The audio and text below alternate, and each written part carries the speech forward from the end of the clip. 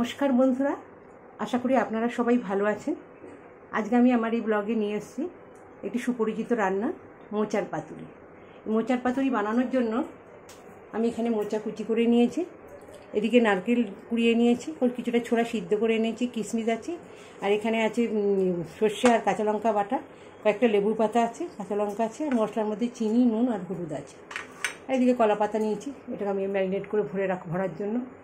আর যদি আপনাদের মনে হচ্ছে আজকের এই রান্নাটা খুব ভালো লাগছে আপনাদের কাছে, তাহলে অবশ্যই লাইক করবেন আর বন্ধুদের কাছেও শেয়ার করবেন। আর ভালো লাগলে অবশ্যই সাবস্ক্রাইব করে আমাকে আবার নতুন কিছু করে বানানোর জন্য উৎসাহ দেবেন। প্রথমেই একটা পাত্রে মোচাটাকে সিদ্ধ করে নেব, খুব ভালো করে এটাকে সিদ্ধ করে নেব প্রথমে। এবার সিদ্ধ করা মোচাটাকেও আমি এবার পেস্ট করে নেব, আর মটর ডালটাকে, অল্প একটু মটর ডাল, সেটাকেও আমি একটু পেস্ট করে নেব। দিক করো এটাকে আমি একটু এরমভাবে, নাহলে পাতাটা ভেঙে যাবে। এবার এই পাতাটাকে আমি একটুখানি এরকম গরম জলের মধ্যে কিছুক্ষণ 2-3 মিনিট রাখবো। এবার পাতাগুলোকে খুব ভালো করে আমি একটু পুছে নেব, মানে ছিঁড়ে না যায়, নরম হয়ে গেছে।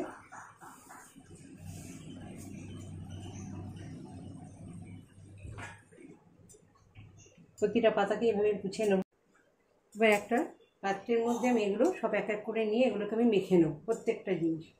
এখানে মোচার পেস্টটাও রয়েছে, আর বিচের হাত দিয়ে ম্যাশ করেছি ওটাও রয়েছে। এখানে যে সর্ষে বাটা, এখানে লঙ্কা বাটা, এখানে নারকেল বাটা, আমি একটু বেটে নিয়েছি একটু। আর এটা হচ্ছে এখানে মটর ডাল আছে, আমি স্লাইট 1 চামচের মতন হবে, আমি সেটুকু দেবো। আর এখানে আছে নুন, হলুদ আর চিনি দিয়ে দিলাম। এবার এটাকে খুব ভালো করে যাতে একদম পুরো মিক্সড হয়ে যায়, আমি ওইভাবেই মাখবো।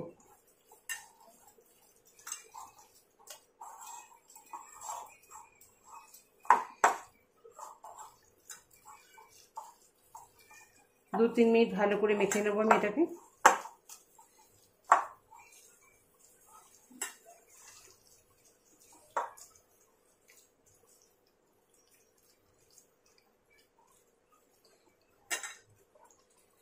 পুরোটা মিক্সড হয়ে গেছে।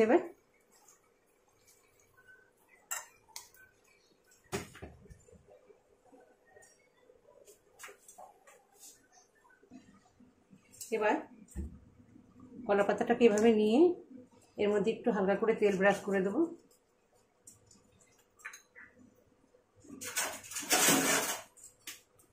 এবার চামচ দিয়ে কিছুটা আমি এখানে নিয়ে নেব,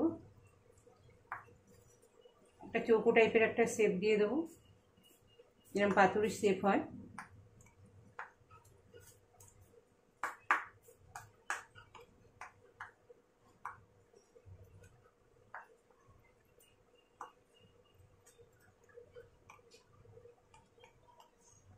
এরকম একটা চৌকো টাইপের শেপ দিয়ে নেবো। এবার তার উপরে আমি এরকম লেবু পাতা দিয়ে দেবো, এখানে একটা কাঁচা লঙ্কা দিয়ে দেবো। এবার আমি কিছু কিশমিশ দিয়ে দেবো, কিশমিশটা ভেজানো রয়েছে অনেকক্ষণ ধরে। এবার কিশমিশ দিয়ে দেবো। এবার এর উপরে আমি সর্ষের তেল দিয়ে দেবো। মাখার সময় আমি সর্ষের তেল দিইনি, এখন আমি সর্ষের তেলটা দিয়ে নিলাম। এবার এটাকে এরকমভাবে ফোল্ড করব যাতে এগুলো বাইরে বেরিয়ে না যায়।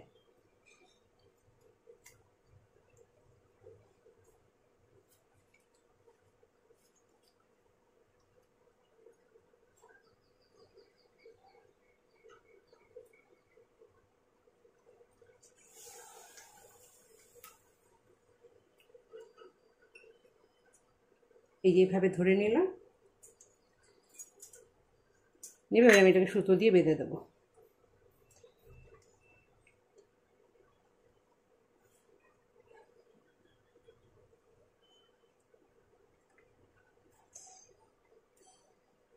যাতে খুলে না যায় সেভাবে বেঁধে দিলাম।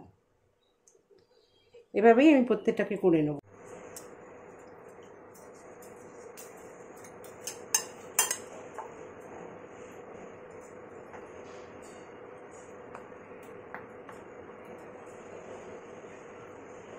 এভাবে চৌকো করে নিয়ে একটা লেবু পাতা দিয়ে দেবো, গন্ধ লেবু পাতা, একটা কাঁচা লঙ্কা দিয়ে দেবো, আর এখানে কতগুলো কিশমিশ বসিয়ে দেবো।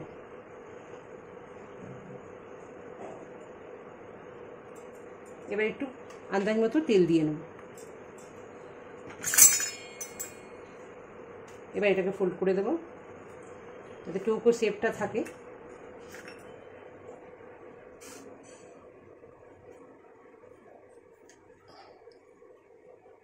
ঠিক এইভাবে এটাকে আমি সুতো দিয়ে বেঁধে নেবো, এরকম করে বেঁধে নেবো। প্রত্যেকটা আমি এভাবে করে নেব।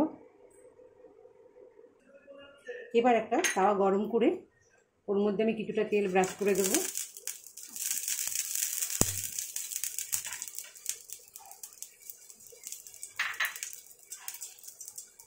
তেলটা গরম হয়ে গেলে এবার আমি এগুলো একটা একটা করে বসিয়ে দেবো।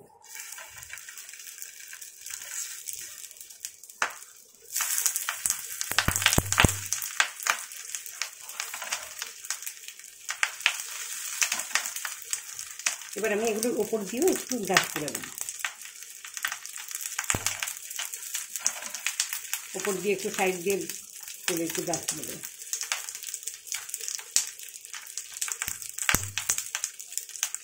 এইভাবে ব্রাশ করে দেওয়ার পর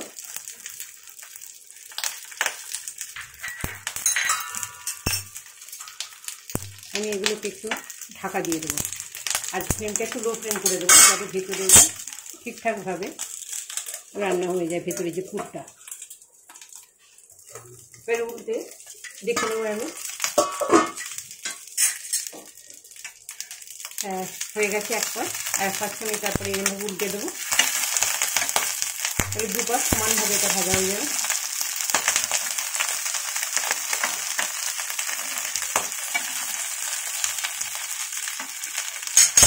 এবার এটা আবার কিছুক্ষণ নিয়ে রেখে দেবো। আবার ঢাকাগুলো খুলে একবার দেখে নেবো। হ্যাঁ, হয়ে গেছে। এগুলো দুপাট উল্টে দিয়েছিলাম, সবগুলোই হয়ে গেছে। দুপাট ভালোভাবে ভাজা হয়ে গেছে।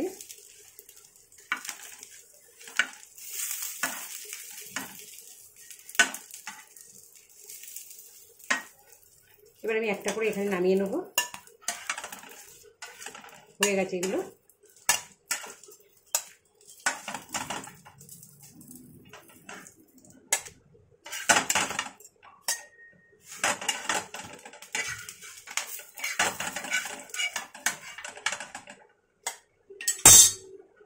সবগুলো খুব সুন্দরভাবে হয়ে গেছে।